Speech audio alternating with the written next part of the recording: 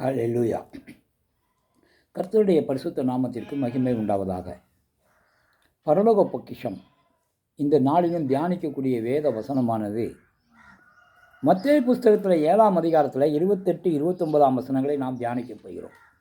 இயேசு இந்த வார்த்தைகளை சொல்லி முடித்தபோது அவர் வேத பாரகரைப் போல போதியாமல் அதிகாரமுடையவர்களாய் அவர்களுக்கு போதித்தபடியால் ஜனங்கள் அவருடைய போதகத்தை குறித்து ஆச்சரியப்பட்டார்கள்.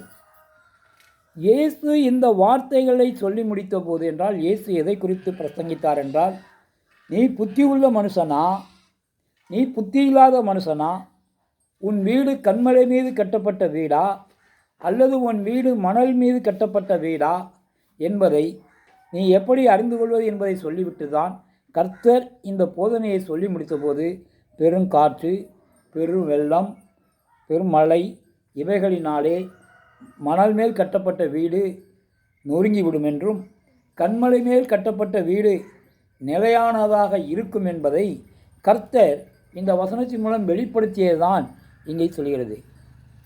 இந்த போதத்தை அவர் தன்னுடைய மலைப்பிரசங்கத்திலே அவர் சொன்னபோது இந்த போதகத்தை குறித்து மக்கள் அதிகாரமுடையவராய் போதிக்கிறார் என்றார்கள்.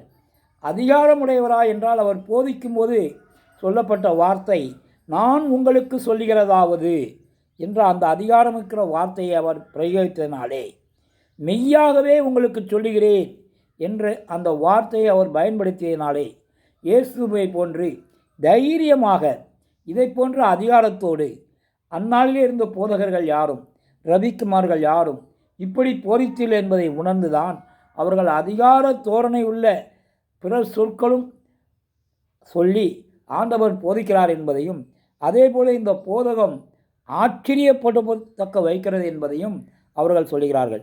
உலகில் எத்தனையோ தலை சிறந்த போதகர்கள் எழுந்தது உண்டு. அவர்களது போதனைகள் ஞானமுள்ளவைகளாக இருந்தாலும் கருத்தாளமிக்கவைகளாக இருந்தாலும் பெரிய பெரிய தீர்க்கதரிசிகளும் உலகில் தோன்றியுள்ளனர். உதாரணமாக புத்தரை பெரிய தீர்க்கதரிசி என்று சொல்கிறார்கள், முகமதியை பெரிய தீர்க்கதரிசி என்று சொல்கிறார்கள். பல்வேறு சமயங்களை இவர்கள் நிறுவியுள்ளார்கள். ஆனால் இந்த போதகர்கள் எல்லாருமே மனிதர்கள். இயேசு அவர்களிடமிருந்து வேறுபட்டார். ஏனென்றால் அவர் தேவன். அவர் தேவனுடைய அதிகாரத்தோடு பேசுகின்றார்.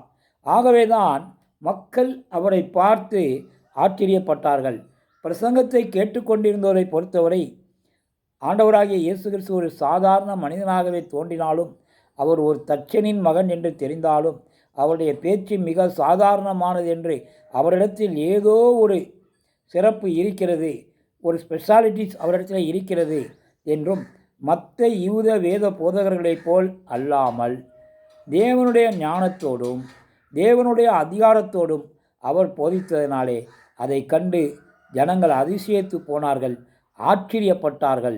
ஆச்சரியப்பட்டு நிற்பதும் போதாது, என்ன அற்புதமான போதனை என்று சொல்வது போதாது, கர்த்தாவே கர்த்தாவே என்று சொல்வது போதாது, இந்த போதனைக்கு கீழ்ப்படிய வேண்டும். ஹல்லேலூயா.